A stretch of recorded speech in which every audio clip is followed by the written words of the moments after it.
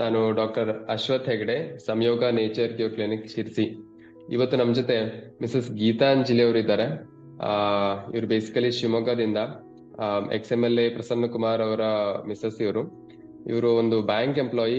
6 ವರ್ಷಗಳಿಂದ ಶುಗರ್ ಇಂದ ಪೀಡಿತರಾಗಿದ್ರು. ಈಗ ನಾವು ಆ ಶುಗರ್ ಎನ್ನುವಂತಹ ರಾಕ್ಷಸನಿಂದ ಇವರನ್ನ ಬಿಡುಗಡೆಗೊಳಿಸಿದ್ದೇವೆ. ಇನ್ಫ್ಯಾಕ್ಟ್ ಅವರೇ ಬಿಡುಗಡೆ ಹೊಂದಿದ್ದಾರೆ. ಬನ್ನಿ ಅವರ ಜರ್ನಿ ಹೇಗಿತ್ತು, ಅವ್ರು ಯಾವ ತರ ನಮ್ಮ ಡಿಕೋಡಿಂಗ್ ಡಯಾಬಿಟಿಸ್ ಬ್ಯಾಚ್ ಅಲ್ಲಿ ಸೇರ್ಕೊಂಡು ಹೇಗೆ ಇದರಿಂದ ಹೊರಗಡೆ ಬಂದ್ರು ಅನ್ನೋದನ್ನ ತಿಳ್ಕೊಳ್ಳುವ. ನಮಸ್ತೆ ಗೀತಾಂಜಲಿ ಅವರೇ. ನಮಸ್ತೆ ಸರ್. ಮತ್ತೆ ಹೇಗಿದ್ದೀರಾ? ಊಟ ಆಯ್ತಾ? ಆಯ್ತು ಸರ್. ಓಕೆ, ಈಗ ನೋಡಿ ನಾವು ಸಂಜೆ 7 ಗಂಟೆಗೆ ಮಾಡ್ತಾ ಇದ್ದೇವೆ ಈ ವಿಡಿಯೋ ರೆಕಾರ್ಡಿಂಗ್. ಆಲ್ರೆಡಿ ಊಟ ಆಗ್ಬಿಟ್ಟಿದೆ. ಸೊ ನಮ್ಮ 3 months ಪ್ರೋಗ್ರಾಮ್ ಮುಗಿದ್ರೂ ಆ ಪ್ರೋಗ್ರಾಮ್ ಇಂದು ಹ್ಯಾಬಿಟ್ ಚೇಂಜ್ ಏನಿರುತ್ತೆ ಅದು ಸಸ್ಟೈನ್ ಆಗತ್ತೆ. And that is one of the major reason we are able to consistently sustain the reversal effect ಅಲ್ವಾ? ಖಂಡಿತ. ಎಸ್. ಸೊ ಎಸ್ ಗೀತಾಂಜಲಿ ಅವರೇ, ಹೇಳಿ, ನಮ್ಮ ಪ್ರೋಗ್ರಾಮಿಗೆ ಜಾಯ್ನ್ ಆಗೋಕ್ಕಿಂತ ಮುಂಚೆ ನಿಮ್ಮ ಒಂದು ರುಟೀನ್ ಹೇಗಿತ್ತು ಡಯಾಬಿಟಿಸ್ ಜೊತೆ ಜೀವನ?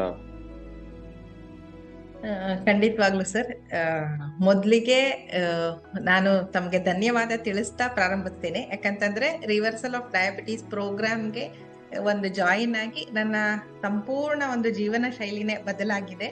ಒಂದು ಆರೋಗ್ಯದಲ್ಲಿ ಮಹತ್ತರ ಬದಲಾವಣೆ ಬಂದಿದೆ. ಹಾಗಾಗಿ ಮೊದಲಿಗೆ ನಿಮಗೆ ಮತ್ತು ತಂಡಕ್ಕೆ, ಕೀರ್ತಿ ಮೇಡಮ್ಗೆ ಎಲ್ಲರಿಗೂ ಕೂಡ ಒಂದು ಹೃತ್ಪೂರ್ವಕ ಧನ್ಯವಾದಗಳನ್ನ, ವೇಣು ಸರ್ಗೆ ಧನ್ಯವಾದಗಳನ್ನ ತಿಳಿಸ್ತೀನಿ. ಯಾಕಂತಂದ್ರೆ ನಾರ್ಮಲ್ ಆಗಿ ಎಲ್ಲರಿಗೂ ಗೊತ್ತಿರೋ ಹಾಗೆ ಡಯಾಬಿಟೀಸ್ ಅಂದ ತಕ್ಷಣ ನಾವು ಪ್ಯಾನಿಕ್ ಆಗಿರ್ತೀವಿ. ಜೀವನ ಪೂರ್ತಿ ಮಾತ್ರೆ ತಗೋಬೇಕು ಅಂತ ಹೇಳಿ ತುಂಬಾ ಮನಸ್ಸಿಗೆ ಖಿನ್ನತೆ, ಒಂದು ಒಳಗಡೆ ಖಿನ್ನತೆ ಇರುತ್ತೆ. ಮಾತ್ರೆ ತಗೋತಿದೀವಿ ಅಂದ್ರೂ ಇದು ತಗೋತಾನೆ ಇರ್ಬೇಕು, ಇದು ನಮ್ ಜೊತೆನೆ ಇರುತ್ತೆ ಅಂತ ಹೇಳಿ ಒಂದು ಆತಂಕ ಒಳಗಡೆ ಇದ್ದೇ ಇರುತ್ತೆ ಒಂದು ಸುಪ್ತ ಮನಸ್ಸಿನಲ್ಲಿ. ಅಂಥದ್ರಲ್ಲಿ ನನಗೆ ಒಂದು 2017ರಿಂದನೇ ಈ ಒಂದು ಡಯಾಬಿಟೀಸ್ ಮಧುಮೇಹ ಪ್ರಾರಂಭ ಆಗಿತ್ತು. ನಾನು ಕೂಡ ಕೆಲವು ರೂಟೀನ್, ಒಂದು ಸ್ವಲ್ಪ ವಾಕಿಂಗ್ ಮಾಡೋದು, ಇಲ್ಲ ರಾಗಿ ಮುದ್ದೆ ತಿನ್ನೋದು, ಹೀಗೆ ಏನೇನೋ ಡಯಟ್ಗಳಲ್ಲಿ ಬದಲಾವಣೆ ಆದ್ರೂ ಕೂಡ ಮಾತ್ರೆಯಿಂದ ಹೊರಗೆ ಬರ್ಲಿಕ್ಕೆ ಆಗಿರ್ಲಿಲ್ಲ. ಆದ್ರೆ ನಿಮ್ಮ ಈ ಒಂದು ಡಯಾಬಿಟೀಸ್ ರಿವರ್ಸಲ್ ಪ್ರೋಗ್ರಾಮ್ಗೆ ಜಾಯಿನ್ ಆದ್ಮೇಲೆ ಖಂಡಿತವಾಗ್ಲೂ ನನ್ನ ಅನೇಕ ಒಂದು ಹ್ಯಾಬಿಟ್ಸ್ ಏನಿದೆ ಅದನ್ನ ಬದಲಾಯಿಸ್ಕೊಳಕ್ಕೆ ಸಾಧ್ಯ ಆಯ್ತು. ಪ್ರತಿಯೊಂದು ಇರ್ಬೋದು. ಅಂತಂದ್ರೆ ಈ ತರಕಾರಿ ತಿನ್ಬೇಕು ಅಂತ ಗೊತ್ತಿರತ್ತೆ, ಆದ್ರೆ ಹೇಗ್ ತಿನ್ಬೇಕು, ಯಾವ ಪ್ರಮಾಣದಲ್ಲಿ, ಯಾವ ಹೊತ್ತಿನಲ್ಲಿ ಅದು ಗೊತ್ತಿರಲ್ಲ. ಅಥವಾ ನೀವು ಪ್ರತಿ ವಾರ ತರಗತಿಗಳನ್ನ ಕೊಡ್ತಾ ಇದ್ರಿ ನಮಗೆ, ಅಂತಂದ್ರೆ ನಿಧಾನಕ್ಕೆ ಕರ್ಕೊಂಡು ಹೋದ್ರಿ. ಆಲ್ ಆಫ್ ಎ ಸಡನ್ ಇವತ್ತು ಪ್ರಾರಂಭ ಮಾಡಿ ನಾಳೆಯಿಂದ ನೀವು ಹಾಲು ಬಿಟ್ಬಿಡ್ಬೇಕು ಅಥವಾ ಪ್ರತಿಯೊಂದು ಒಂದೇ ದಿನ ಹೇಳಿಲ್ಲ, ಎಣ್ಣೆ ಬಿಡ್ಬೇಕು ಅಂತೆಲ್ಲ ಹಂತ ಹಂತವಾಗಿ ನೀವು ನಮ್ಮನ್ನ ಕರ್ಕೊಂಡು ಹೋಗಿದ್ರಿಂದ ನಿಮ್ಮ ಜೊತೆ ಜರ್ನಿ ಅದನ್ನ ನಮ್ಗೆ ಒಂದು ಪರಿಪೂರ್ಣವಾಗಿ ಆ ಒಂದು ಇಡೀ ಒಂದು ಏನಿದೆ ತರಗತಿಗಳನ್ನ ಫಾಲೋ ಮಾಡ್ಲಿಕ್ಕಾಯ್ತು. ಒಂದೊಂದೇ ವಾರ, ಮೊದಲನೇ ವಾರದಲ್ಲಿ ನೀವು ನಮ್ಗೆ ಹೇಗಿದೆ ಆ ಫುಡ್ ಹ್ಯಾಬಿಟ್ ಅನ್ನ ನೀವು ತಿಳ್ಕೊಂಡ್ರಿ, ನಮ್ಗೆ ಅದ್ರ ಬಗ್ಗೆ ಹೇಳ್ಕೊಟ್ರಿ. ಆ ನಂತರ ನಿಧಾನವಾಗಿ ತರಕಾರಿಗಳು ಜೊತೆಲಿ ಕಾರ್ಬೋಹೈಡ್ರೇಟ್ಸ್ ಹೇಗ್ ತಗೋಬೇಕು ಬೆಳಗ್ಗೆ ಹೊತ್ತಲ್ಲಿ, ಮಧ್ಯಾಹ್ನದ ಊಟ ಹೇಗಿರ್ಬೇಕು, ಆ ನಂತರ ಒಂದು ಸಮಯದ ಒಂದು ಬದಲಾವಣೆಗಳು, ಪ್ರತಿಯೊಂದನ್ನು ನಿಧಾನವಾಗಿ ತಗೊಂಡು ಹೋಗಿದ್ರಿಂದ ನಮಗೂ ಕೂಡ ಇದು ಕಷ್ಟ ಅಂತ ಅನ್ನಿಸ್ಲಿಲ್ಲ. ಕಡೆಗೆ ನಮ್ಗೆ 3 ತಿಂಗಳು ಮುಗಿಯೋಷ್ಟ್ರಲ್ಲಿ ಹೌದಾ ಇದು ನಾವೇನಾ ಅನ್ನೋಷ್ಟ್ರ ಮಟ್ಟಿಗೆ ನಾವು ಬದಲಾಗಿ ಹೋಗಿದ್ವಿ. ಇದು ನನಗೆ ಒಂದು ಖುಷಿ ಕೊಟ್ಟ ಸಂಗತಿ. Very nice madam. ನಿಮ್ದು ಶುಗರ್ ಲೆವೆಲ್ ಎಷ್ಟಿತ್ತು ಸ್ಟಾರ್ಟಿಂಗ್ ಅಲ್ಲಿ, ಈಗ ಎಷ್ಟಿದೆ ಅಂತ ಹೇಳ್ಬೋದಾ? ಹಾ ಸರ್, ಮೊದ್ಲಿಗೆ ಇದನ್ನ ನಾನು ಒಂದು ರೆಕಾರ್ಡ್ ಮಾಡಿ ಇಟ್ಕೊಂಡಿರೋದು ನೋಡಿ ಹೇಳ್ತೇನೆ. ನಾನು ಜಾಯಿನ್ ಆದಾಗ ಫೆಬ್ರವರಿಯಲ್ಲಿ ನಾವು ನಮ್ಮ ಶುಗರ್ ಲೆವೆಲ್ಸ್ ನ ಟೆಸ್ಟ್ ಮಾಡಿದಾಗ FBS 135, PPBS 170 ಇತ್ತು. ಆದ್ರೆ HbA1c 7.4 ಇತ್ತು ಸರ್ ಮೊದ್ಲಿಗೆ. ಆ ನಂತರ ಈ ಒಂದು ನಾವು ಇದರಲ್ಲಿ ಮಾಡ್ತಾ ಬಂದಂಗೆ 2ನೇ ತಿಂಗಳಿಗೆ ನಂದು 101 ಶುಗರ್ ಲೆವೆಲ್ FBS, PPBS 126 ಆಗಿತ್ತು. ಹಾಗೂ HbA1c 2ನೇ ತಿಂಗಳಲ್ಲೇ 6.7 ಬಂತು. ಅದೇ ತರ ಮತ್ತೆ ಮುಂದಿನ ತಿಂಗಳಲ್ಲಿ ಏಪ್ರಿಲ್ ತಿಂಗಳಲ್ಲಿ ಮಾಡಿದ್ವಿ ನಾವು. ಏಪ್ರಿಲ್ ತಿಂಗಳಲ್ಲಿ ಹಾಗೆ 106, 117, FBS 106, PPBS 117 ಮತ್ತು HbA1c 6.6 ನಲ್ಲಿತ್ತು. ಅದೇ ತರ ಮತ್ತೆ ಕಮ್ಮಿ ಆಯ್ತು HbA1c. ನೆಕ್ಸ್ಟ್ ಮೇ ತಿಂಗಳಲ್ಲಿ 6.5 ಬಂತು, ಹಾಗೆ ಮತ್ತೆ 6.4 ಬಂತು, ಅದರ ನೆಕ್ಸ್ಟ್ 5.8 ಬಂತು. ಈ ರೀತಿಯಾಗಿ ನಂದು HbA1c ಅಂತಂದ್ರೆ 7.4 ಇಂದ 5.8 ವರೆಗೆ ನನ್ನ ಜರ್ನಿ ಸಾಗಿ ಬಂತು ಸರ್. ಆಮೇಲೆ ಕರೆಕ್ಟ್ ಆಗಿ ಫಾಸ್ಟಿಂಗ್ ಶುಗರು, ನನಗೆ ಫಾಸ್ಟಿಂಗ್ ಶುಗರ್ ಯಾವತ್ತೂ ಜಾಸ್ತಿನೇ ಇರ್ತಾ ಇತ್ತು ಸರ್. 185, 190 ಈ ರೀತಿ ಫಾಸ್ಟಿಂಗ್ ಶುಗರ್ ಕಮ್ಮಿ ಬಂದಿದೆ ಅನ್ನೋದೇ ಇಲ್ಲ ನನಗೆ. ಅಂಥದ್ರಲ್ಲಿ ಫಾಸ್ಟಿಂಗ್ ಶುಗರ್ ಕೂಡ ಎಲ್ಲ ನಾರ್ಮಲ್ ಆಯ್ತು. ಅದಲ್ಲದೆ ಒಂದು ಚೈತನ್ಯ ಸರ್, ಒಂದು ಒಳಗಡೆ ಎನರ್ಜಿ ಲೆವೆಲ್ ಇದೆಯಲ್ಲ, ನಾನು ತುಂಬಾ ಸುಸ್ತಾಗ್ಬಿಡ್ತಿದ್ದೆ. ಈಗ ಆ ಎನರ್ಜಿ ಲೆವೆಲ್ ತುಂಬಾ ಜಾಸ್ತಿ ಆಗಿದೆ. ಆಮೇಲೆ ನಮ್ಗೆ ನನ್ನ ಒಂದು ಇದಕ್ಕೆ ಜೆಂಟಲ್ ಯೋಗಕ್ಕೆ ನಾನು ಜಾಯಿನ್ ಆಗಿದ್ದೆ, ಅದನ್ನು ಕೂಡ ಹೇಳ್ಬೇಕು. ಯಾಕಂತಂದ್ರೆ ನನ್ಗೆ ಸ್ವಲ್ಪ ಅಷ್ಟು ಫಿಸಿಕಲ್ ಎಕ್ಸರ್ಸೈಸ್ ಮುಂಚಿಂದ ನನ್ನದು ಇರ್ಲಿಲ್ಲ. ಸ್ವಲ್ಪ ಕೆಲವು ಆಪರೇಷನ್ಗಳೆಲ್ಲ ಆದ್ಮೇಲೆ ನಾನು ಸ್ವಲ್ಪ ಯೋಗಾಸನ ಮಾಡಿದೆಲ್ಲ ಕಮ್ಮಿ ಮಾಡಿದ್ದೆ. ಅದನ್ನು ಕೂಡ ನಿಧಾನವಾಗಿ ತೊಡಗಿಸ್ಕೊತಾ ಇದ್ದೀನಿ. ಅದನ್ನ ಕಂಪ್ಲೀಟ್ ಆಗಿ ತೊಡಗಿಸ್ಕೊಂಡ್ರೆ ಇನ್ನೂ ಚೆನ್ನಾಗಿ ಆಗ್ತೀನಿ ಅನ್ನೋ ಭರವಸೆ ಇನ್ನೂ ಇದೆ sir. Very nice madam, very nice. So ನನಗೆ ನೆನಪಿರೋಂಗೆ ನೀವು ಕೊಲೆಸ್ಟ್ರಾಲ್ ಟ್ಯಾಬ್ಲೆಟ್ ಕೂಡ ತಗೊಳ್ತಾ ಇದ್ರಲ್ವಾ? ಖಂಡಿತ ಹೌದು. ಓರ್ವಾಸ್ 10 ಅಂತ ತಗೋತಾ ಇದ್ದೆ. ಕೊಲೆಸ್ಟ್ರಾಲ್, ಟ್ರೈಗ್ಲಿಸರೈಡ್ಸ್ ಯಾವಾಗ್ಲೂ ಹೈ ಇರ್ತಿತ್ತು, ಅದು ಕೂಡ ನಾರ್ಮಲ್ ಆಯ್ತು ಸರ್. ನಾರ್ಮಲ್ ಆಗಿದೆ, ಈಗ ಟ್ಯಾಬ್ಲೆಟ್ ಬಿಟ್ಟಿದ್ದೀರಾ? ಹೌದು ಹೌದು. ನೀವು ನನ್ನ ಜರ್ನಿಲಿ ಬಹುಶಃ ನಾವು ಒಂದು 4ನೇ ತಿಂಗಳು 5ನೇ ತಿಂಗಳು ಜುಲೈ ಅಲ್ಲಿ ನಾವು ನಿಮ್ಮ ಗೈಡೆನ್ಸ್ ಅಲ್ಲಿ ಮಾತ್ರೆ ಸ್ಟಾಪ್ ಮಾಡಿದೆ. ಕಂಪ್ಲೀಟ್ ಆಗಿ ಮಾತ್ರೆ ಸ್ಟಾಪ್ ಮಾಡಿದೀವಿ ಅವಾಗಿಂದ. ಹೌದು ಹೌದು ಹೌದು. ಯಾವುದೇ ಮಾತ್ರೆಗಳು ತಗೋತಾ ಇಲ್ಲ. ಹೌದು. ಸೊ ಈಗ ನಾವ್ ಹೇಳ್ತೀವಿ ಫಸ್ಟ್ ಆರ್ ಸೆಕೆಂಡ್ ಕ್ಲಾಸ್ ಅಲ್ಲಿ ಗೋಲ್ ಸೆಟ್ಟಿಂಗ್ ಅಂತ ಮಾಡ್ಕೊಳ್ತೇವೆ. ನಮ್ಗೆಲ್ಲ ಗೊತ್ತು ಡಯಾಬಿಟಿಸ್ ಬಂದ್ರೆ ನಾವು ರಿವರ್ಸ್ ಮಾಡ್ಬೇಕು, ರಿವರ್ಸ್ ಮಾಡಿಲ್ಲ ಅಂದ್ರೆ ತುಂಬಾ ಕಾಂಪ್ಲಿಕೇಶನ್ ಆಗುತ್ತೆ, ಕಣ್ಣು, ಕಿಡ್ನಿ, ಹಾರ್ಟ್, ಬ್ರೈನಿಗೆಲ್ಲ ಡ್ಯಾಮೇಜ್ ಆಗುತ್ತೆ ಅಂತ. ಅದು ಇರ್ಲಿ, ಒಂದು ಕಡೆ ಒಂದು ರೀಸನ್ ಇದೆ. ಬಟ್ ನಿಮಗೆ ನಿಮ್ಮ ಡಯಾಬಿಟಿಸ್ ಅನ್ನ ರಿವರ್ಸ್ ಮಾಡ್ಲಿಕ್ಕೆ ಏನ್ ಮೋಟಿವೇಶನ್? ಅಂದ್ರೆ ಏನಾದ್ರೂ ಸ್ಪೆಸಿಫಿಕ್ ಆಗಿ ಇದೆಯಾ ಅಥವಾ ಹೇಗೆ ಅಂತ? ಡಯಾಬಿಟಿಸ್ ರಿವರ್ಸಲ್ ಮಾಡ್ಕೊಳ್ಳಿಕ್ಕೆ ಏನ್ ಮೋಟಿವೇಶನ್? ಹೌದು ಹೌದು ಹೌದು ಹೌದು. ಈಗ ಯಾವುದೇ ಮಾತ್ರೆಗಳು ಅನ್ನೋದು ಅದೊಂದು ಇಟ್ಸ್ ಅ ಕೆಮಿಕಲ್. ಅದು ನಮ್ಮ ದೇಹ ಪ್ರಾಕೃತಿಕವಾಗಿ ನಾವು ಸಿಗೋ ಅಂತದ್ದಲ್ಲ. ಸೊ ಹಾಗಾಗಿ ಅದು ನಮ್ಮ ದೇಹಕ್ಕೆ ಏನೋ ಒಂದು ದುಷ್ಪರಿಣಾಮ ತಂದು ಕೊಡತ್ತೆ ಅಂತ ನಮ್ಗೆ ಎಲ್ಲರಿಗೂ ಗೊತ್ತಿರೋ ಅಂತ ಸಂಗತಿ. ಯಾವುದೇ ಒಂದು ಪೇನ್ ಕಿಲ್ಲರ್ ಆದ್ರೂ ಏನೇ ಪ್ಯಾರಾಸಿಟಮಲ್ ಏನೇ ತಗೊಳ್ಳಿ ಅದ್ರದ್ದೊಂದು ಸೈಡ್ ಎಫೆಕ್ಟ್ ಇರತ್ತೆ. ಸೊ ಹಾಗಾಗಿ ನಮ್ಮ ದೇಹನ ಅನಾವಶ್ಯಕವಾಗಿ ಈಗ ನನಗೂ ಒಂದು ಡಾಕ್ಟರ್ ಯಾವಾಗ್ಲೋ ಹೇಳಿದ್ರು, ಏನಕ್ಕೋ ತುಂಬಾ ಮಾತ್ರೆಗಳು ತಗೋತಾ ಇದ್ದೆ ಒಂದು ತಲೆನೋವಿಗೆ. ಆಗ ನಿಮ್ಮ ದೇಹನ ಡಸ್ಟ್ ಬಿನ್ ಮಾಡ್ಬಿಟ್ಟಿದೀರಾ ನೀವು, ಇಷ್ಟು ಮಾತ್ರೆ ತಗೋತಾ ಇದ್ದೀರಲ್ಲ, ಮೊದ್ಲು ಪ್ರಾಣಾಯಾಮ ಮಾಡಿ, ಬ್ರಿಸ್ಕ್ ವಾಕ್ ಮಾಡಿ, ನೀವು ನಿಮ್ ತಲೆನೋವು ಹೋಗತ್ತೆ ಅಂತ ಹೇಳಿ ಗೈಡ್ ಮಾಡಿ, ನಾನು ತುಂಬಾ ಹಿಂದೆ ಒಂದ್ಸಲ ಪ್ರಾಣಾಯಾಮದಲ್ಲಿ ನನ್ನ ತಲೆನೋವು ಕಮ್ಮಿ ಮಾಡ್ಕೊಂಡಿದ್ದೆ. ಹಾಗೆ ಈ ನಮ್ಮ ದೇಹನ ಮಾತ್ರೆಗಳ ಡಸ್ಟ್ ಬಿನ್ ಮಾಡೋದ್ ಬೇಡ ಅಂತ ಹೇಳಿ ನಿಮ್ಮಂತ ಗುರುಗಳು ಸಿಕ್ಕ್ರಿ, ಈ ಒಂದ್ journey start. Dustbin, very nice. Okay, right. ಮತ್ತೆ ಬೇರೆ ಏನಾದ್ರು ಮೋಟಿವೇಟಿಂಗ್ ಫ್ಯಾಕ್ಟರ್? ಇನ್ನೊಂದು, ನಿಮ್ಮದು ದಿನ ನಾವು ಏನು ಪ್ಲೇಟ್ದು ಫೋಟೋಸ್ ಹಾಕ್ತಾ ಇದ್ವಲ್ಲ, ಇಟ್ ವಾಸ್ ಚಾಲೆಂಜಿಂಗ್. ಆಮೇಲೆ ಅದೇ ನಮ್ಮನ್ನ ಸರಿದಾರಿಗೆ ತರ್ಲಿಕ್ಕೆ ಆಯ್ತು. ಇಲ್ಲ ಅಂತಂದ್ರೆ ಈಗ ಅಯ್ಯೋ ಇವತ್ತು ಬೆಳಗ್ಗೆ ಫೋಟೋ ಹಾಕ್ಬೇಕು, ಸಲಾಡ್ ಇರ್ಬೇಕು, ಮತ್ತೆ ಮಿಲೆಟ್ ಇರ್ಬೇಕು. ಆಮೇಲೆ ಈಗ ಫಸ್ಟ್ 50-50 ಮಾಡ್ತಾ ಇದ್ವಿ, ಆ ನಂತರ 25-75 ತರಕಾರಿಗಳು, 25 ಮಾತ್ರ ಕಾರ್ಬೋಹೈಡ್ರೇಟ್ಸ್.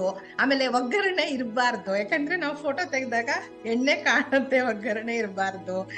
ಇದು ತುಂಬಾ ಕಾಶಿಯಸ್ ಆಗಿ ಅದನ್ನ ಮಾಡ್ತಿದ್ವಿ. ಮತ್ತೆ ಕಮ್ಯುನಿಟಿ ನಮ್ದು ಒಟ್ಟು, ನೀವು ಏನು ಒಂದು ವಾಟ್ಸ್ಆಪ್ ಗ್ರೂಪ್ ಮಾಡಿ ನಾವು ಎಲ್ಲರೂ ಅದರಲ್ಲಿ, ಶ್ರೀದೇವಿ ಮ್ಯಾಮ್ ಇರ್ಬೋದು, ಎಲ್ಲರೂ ತುಂಬಾ ಜನ, ಪರಶುರಾಮ್ ಸರ್ ಅವ್ರದಂತೂ ಬಿಡಿ ತುಂಬಾನೇ ಚೆನ್ನಾಗಿ ಇರ್ತಿತ್ತಲ್ಲ ಪ್ಲೇಟ್ಸ್. ಆಮೇಲೆ ಆ ಕಲರ್ಫುಲ್ ಪ್ಲೇಟ್ಸ್ ಇನ್ನೊಬ್ರದ್ದು ನೋಡಿ ನಾವು ಕಲಿತಿದ್ವಿ, ಓ ಈ ತರ ನಾವು ಮಾಡ್ಕೋಬಹುದು ಅಂತ ಹೇಳಿ. ಸೊ ಅದು ತುಂಬಾ ಜರ್ನಿ.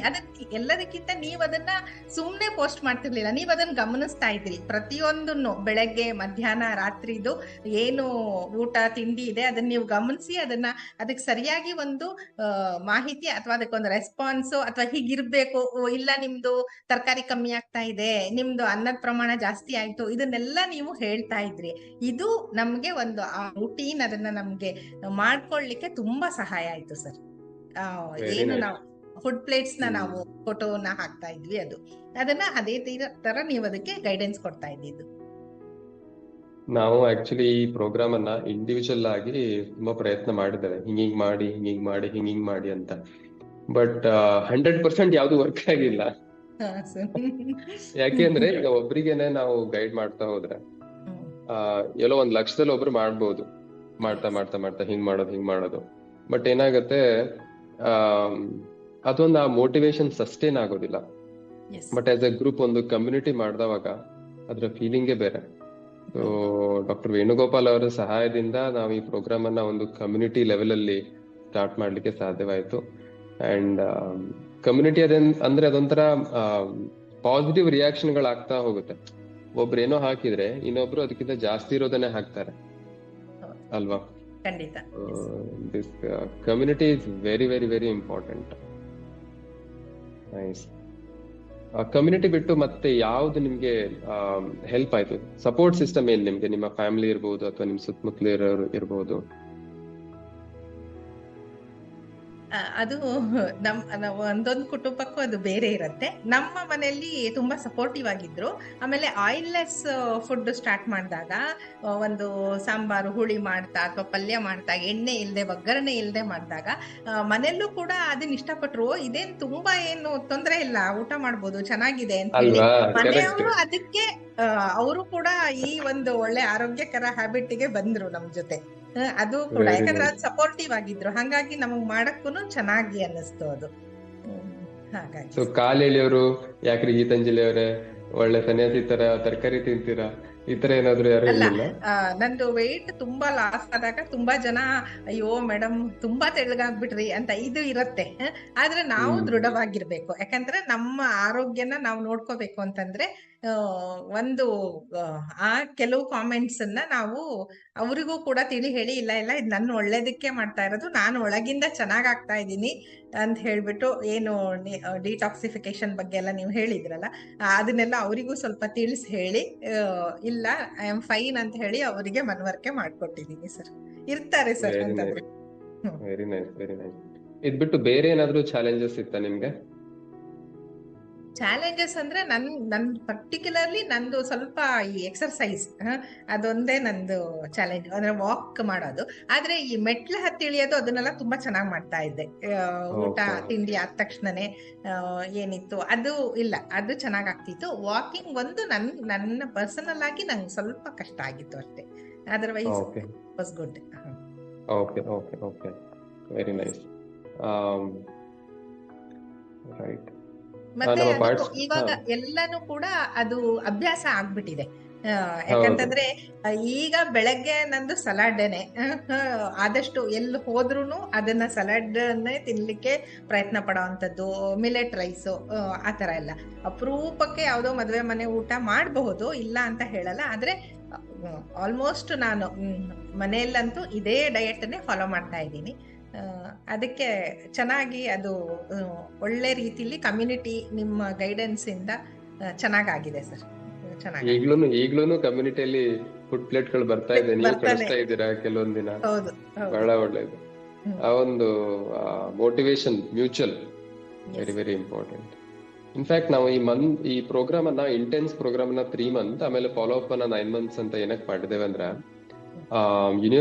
ಯೂನಿವರ್ಸಿಟಿ ಆಫ್ ಲಂಡನ್ ಅಲ್ಲಿ ಒಂದು ರಿಸರ್ಚ್ ಮಾಡಿದ್ದಾರೆ. ಈಗ ನಾವು ಹೇಳ್ತೇವೆ ಒಂದು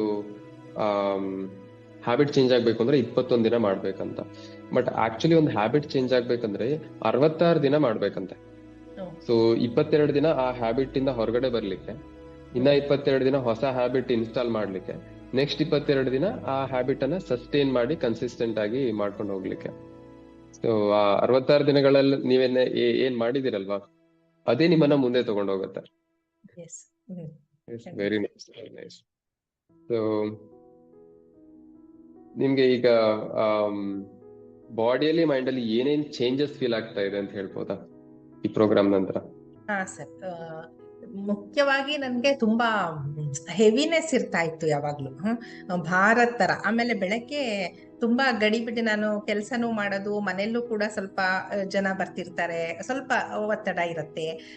ಅಂಥದ್ರಲ್ಲೂ ಕೂಡ ಈಗ ನಾನು ತುಂಬಾ ಲೈಟ್ ಫೀಲ್ ಮಾಡ್ತೀನಿ, ಆರಾಮಾಗಿರ್ತೀನಿ. ಎಸ್ಪೆಷಲಿ ಈಗ ಬ್ಯಾಂಕ್ ಕೆಲಸ ಮುಗಿಸಿ ಮನೆಗೆ ಬಂದಾಗ ಮೊದಲು ತುಂಬಾ ಸುಸ್ತಾಗಿ ಮಲಗ್ಬಿಡ್ತಾ ಇದ್ದೆ. ಸಾಧ್ಯನೇ ಇಲ್ಲ, ಒಂದ್ ಹಾಫ್ ಎನ್ ಅವರ್ ನಾನು ಮಲಗ್ಬೇಕು ಸೀದಾ ಬಂದು ಸಂಜೆ ಬಂದು. ಈಗ ಅದು ಮಲಗುವಿಕೆ ಆ ತರ ಇಲ್ಲ. ಆಮೇಲೆ ಎಲ್ಲದಕ್ಕಿಂತ ನಂಗೆ ಟೇಲ್ ಬೋನ್ ಪೇನ್ ತುಂಬಾ ಇತ್ತು, ಸಿವಿಯರ್ ಇತ್ತು. ಅದು ಇದಕ್ಕೆ ಅಂತ ಏನೂ ಮಾಡ್ದೆ, ನ್ಯಾಚುರಲ್ ಆಗಿ ಈ ಒಂದು ಜರ್ನಿಲಿ ನಂದು ಟೇಲ್ ಬೋನ್ ಪೇನ್ ಕಮ್ಮಿ ಆಗಿದೆ ಅಂತ ಹೇಳಕ್ಕೂ ಖುಷಿ ಪಡ್ತೀನಿ ಸರ್. ಟೇಲ್ ಬೋನ್ ಪೇನ್ ಕಮ್ಮಿ ಆಗಿದೆ. ಮೊದಲು ಟ್ರಾವೆಲ್ ಮಾಡ್ತಾ ಒಂದು 2-3 ಅವರ್ಸ್ ಮೇಲೆ ನಂಗೆ ಕಾರಲ್ಲಿ ಅಥವಾ ಟ್ರೈನ್ ಅಲ್ಲಿ ಎಲ್ಲೂ ಕುತ್ಕೊಳ್ಳಕ್ಕೆ ಆಗ್ತಾ ಇರ್ಲಿಲ್ಲ. ಇಲ್ಲ ಎದ್ ನಿಲ್ಬೇಕು, ಇಲ್ಲ ಕಾರ್ ನಿಲ್ಸಿ 1-2 ಸೆಕೆಂಡ್ ಓಡಾಡ್ಬೇಕು, ಆ ತರ. ಮಲ್ಕೊಂಡು ಹೋದ್ರೆ ತೊಂದರೆ ಇರ್ತಿರ್ಲಿಲ್ಲ, ಬಟ್ ಕೂರೋದ್ ತುಂಬಾ ಕಷ್ಟ ಆಯ್ತು. ಬ್ಯಾಂಕಲ್ಲೂ ಒಂದ್ ಗಂಟೆ, 3 ಅವರ್ಸ್ ಆಗ್ತಿದ್ದಂಗೆ ಹಿಂದ್ ಕೂರೋದು ಮುಂದ್ ಕೂರೋದು, ಟೇಲ್ ಬೋನ್ ಪೇನ್ ಜಾಸ್ತಿ ಆಗ್ಬಿಡ್ತಾ ಇತ್ತು. ಏನೇ ಕುಷನ್ ಹಾಕೊಳ್ಳಿ, ಟೇಲ್ ಬೋನ್ ಪೇನ್ ಕುಷನ್ಸ್ ಎಲ್ಲ ಬರುತ್ತಲ್ಲ. ಆದ್ರೆ ಈಗ ಅದು ನಂಗೆ ಮರ್ತೋದಂಗ ಆಗಿದೆ. ಈಗ ಟೇಲ್ ಬೋನ್ ಪೇನ್ ಇತ್ತ ಅಂತ ಎಲ್ಲೋ ತುಂಬಾ ದೊಡ್ಡ ಜರ್ನಿಲಿ ಲೈಟ್ ಆಗಿ ಬರುತ್ತೆ. ಬಹುಶಃ ನಾನು ಯೋಗದಲ್ಲಿ ಇನ್ನೂ ತೊಡಗಿಸ್ಕೊಂಡ್ರೆ ಬಹುಶಃ ಅದು ಕಮ್ಮಿ ಆಗತ್ತೆ ಅಂತ ಹೇಳಿ. ಡೆಫಿನೆಟ್ಲಿ ನಮ್ಗೆ ಇಲ್ಲಿ ಡಯಾಬಿಟೀಸ್ ಅನ್ನೋದು ಒಂದು ನೆಪ ಅಷ್ಟೇ. ನಾವು ಏನ್ ಪ್ರೋಗ್ರಾಮ್ ಕೊಡ್ತಾ ಇದೀವಿ ಇದು ನಮ್ಮ ಆಲ್ ಓವರ್ ಹೆಲ್ತ್ ಗೆ ತುಂಬಾ ಬೆನಿಫಿಟ್ ಆಗತ್ತೆ. ಎಷ್ಟೋ ಜನ BP ಮಾತ್ರೆ ಬಿಟ್ಟಿದ್ದಾರೆ, ನೀವು ಕೊಲೆಸ್ಟ್ರಾಲ್ ಮಾತ್ರೆ ಕೂಡ ಬಿಟ್ಟಿದ್ದೀರಾ, ನೋವುಗಳೆಲ್ಲ ಕಡಿಮೆ ಆಗುತ್ತೆ. ಅಂದ್ರೆ ಬಾಡಿಲಿರೋ ಇನ್ಫ್ಲಮೇಷನ್ ಕಡಿಮೆ ಆದವಾಗ ಆ ಇನ್ಫ್ಲಮೇಷನ್ ಇಂದ ಏನೆಲ್ಲ ಉಂಟಾಗ್ತಾ ಇತ್ತು ಅದೆಲ್ಲದು ಕಡಿಮೆ ಆಗಿನೇ ಆಗತ್ತೆ. Wonderful madam. ಹಾಗೆ ನಂದು ಬೆರಳುಗಳು ತುಂಬಾ ನೋವು ಬರ್ತಾ ಇತ್ತು, ಬೆಳಗ್ಗೆ ಜುಮ್ ಜುಮ್ ಜುಮ್ ಅಥವಾ ನೋವು, ಅದು ಅಷ್ಟೇ ಮರ್ತು ಹೋಗಿದೆ, ಈಗ ಇಲ್ಲ. ಡಾಕ್ಟರ್ ತೋರಿಸಿದಾಗ ಇದೇನು ಮಾಡಕ್ ಆಗಲ್ಲ, ಇರುತ್ತೆ ಅಂತ ಹೇಳಿದ್ರು. ಈಗೇನು ಇಲ್ಲ, ನೋವೇ ಮರ್ತು ಹೋಗಿದೆ ಈಗ, ಆ ನೋವುಗಳಿಲ್ಲ. ಸೊ ಈಗ ಆಯ್ತು, ನಮ್ದು 3 months ಪ್ರೋಗ್ರಾಮ್ ಆಯ್ತು, ನೆಕ್ಸ್ಟ್ 3 months ಆಯ್ತು, ಈಗ ಆಲ್ಮೋಸ್ಟ್ 6 months ಆಯ್ತು. ಮುಂದೆ ಹೇಗೆ ನೀವು ಈ ಚೇಂಜಸ್ ಅನ್ನ ಸಸ್ಟೈನ್ ಮಾಡ್ತೀರಾ? ಖುಷಿಯಿಂದ ಮಾಡ್ತೀರಾ ಅಥವಾ ಹೇಗೆ ಒಂಥರ ಕಷ್ಟಪಟ್ಟ ಮಾಡ್ದಂಗ ಅನಿಸ್ತಾ ಇದೆಯಾ? ಇಲ್ಲ, ಖುಷಿಯಿಂದನೇ ಮಾಡ್ತೀನಿ. ಯಾಕಂತಂದ್ರೆ ಇದು ನನ್ನ ದೇಹದಲ್ಲಿ ಓವರ್ ಆಲ್ ಒಳ್ಳೆ ಪಾಸಿಟಿವ್ ಚೇಂಜಸ್ ನ ತಂದಿದೆ. ಹಾಗಾಗಿ ಇದ್ರ ಬಗ್ಗೆ ನನ್ಗೆ ಪ್ರೀತಿ ಇದೆ. ಒಂದು ಏನೋ ಪನಿಷ್ಮೆಂಟ್ ಅನ್ನೋ ತರ ಅಂತ ಅನ್ಸಲ್ಲ, ಪ್ರೀತಿ ಇದೆ. ಖುಷಿಯಾಗೆ ಕಂಟಿನ್ಯೂ ಮಾಡ್ತೀನಿ ಸರ್. ನಿಮ್ಗೆ ಇಷ್ಟ ಆಗೋ ಕೆಲವೊಂದು ಜಂಕ್ ಫುಡ್ ಗಳೆಲ್ಲ ಇರುತ್ತೆ, ಅದನ್ನೆಲ್ಲ ಹೆಂಗ್ ಅವಾಯ್ಡ್ ಮಾಡ್ತೀರಾ? ಇಲ್ಲ, ಜಂಕ್ ಅಥವಾ ಚೀಟ್ ಡೇ ಅಂತ ಇಟ್ಕೊಳ್ತೀರಾ? ಚೀಟ್ ಡೇ ಜಂಕ್ ಫುಡ್ ತುಂಬಾ ನನಗೆ ಇಷ್ಟ ಇಲ್ಲ. ಮೊದಲನೇದಾಗಿ ತುಂಬಾ ಕಮ್ಮಿ. ಸ್ವೀಟ್ಸ್ ನಂಗೆ ಯಾವಾಗ್ಲಾದ್ರೂ ಸ್ವೀಟ್ಸ್ ಇಷ್ಟ. ಅದನ್ನ ತುಂಬಾ ಅಪರೂಪಕ್ಕೆ ಒಂದಿನ, ನೀವೇ ಹೇಳಿದ್ರಿ ತುಂಬಾ ಯಾವತ್ತಾದ್ರೂ ಒಂದಿನ ಅಂತ ಹೇಳಿ, ಏನೋ ಒಂದ್ ಮದ್ವೆ ಮನೆಗೆ ಹೋಗಿರ್ತೀವಿ, ಅದ್ರಲ್ಲಿ ಒಂದ್ ಚೂರು, ತುಂಬಾ ಅಲ್ಲ, ಇಷ್ಟು ಚೂರು ಹಾಕಿಸ್ಕೊಳ್ಳೋದು ಅಷ್ಟೇ, ಆತರ. ನನ್ಗೆ ಬೇರೆ ಏನ್ ಜಂಕ್ ಫುಡ್, ಏನು ಆಯಿಲಿ ಫುಡ್, ಬೇರೆ ಜಂಕ್ ಫುಡ್ ಏನ್ ನನ್ನ ಇದ್ರಲ್ಲಿ ಇಲ್ಲ, ತಿನ್ನೋದೇ ಇಲ್ಲ. ನಾವು ಮಾಡೋ ಒಂದು ಸೆಷನ್ ಮಾಡುವ, ಸ್ವೀಟ್ ಮೆಡಿಟೇಷನ್ ಸೆಷನ್ ಮಾಡುವ ಹಳೆ ಬ್ಯಾಚ್ ಪಾರ್ಟಿಸಿಪೆಂಟ್ಸ್ ಗೆ, maybe next week some time. Right.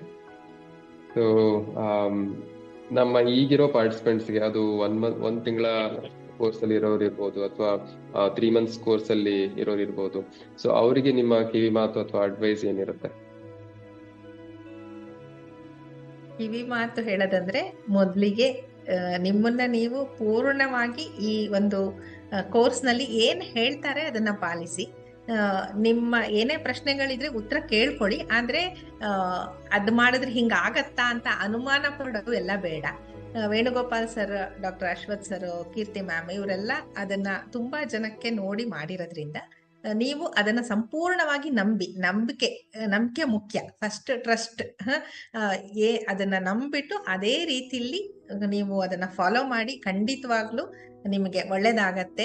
ಒಳ್ಳೆ ಒಂದು ಆರೋಗ್ಯ ಮತ್ತು ಮಾನಸಿಕ ಹಾಗೂ ದೈಹಿಕ ಆರೋಗ್ಯ ನಿಮ್ದಾಗತ್ತೆ ಅಂತ ಹೇಳಲಿಕ್ಕೆ ಇಷ್ಟಪಡ್ತೀನಿ. Okay, very nice madam, thank you so much. ಮತ್ತೆ ಬೇರೆ ಏನಾದ್ರು ನಿಮ್ಮ ಸ್ಪೆಷಲ್ ಎಕ್ಸ್ಪೀರಿಯನ್ಸ್ ಏನಾದ್ರು ಶೇರ್ ಮಾಡ್ಲಿಕ್ಕಿದ್ಯಾ?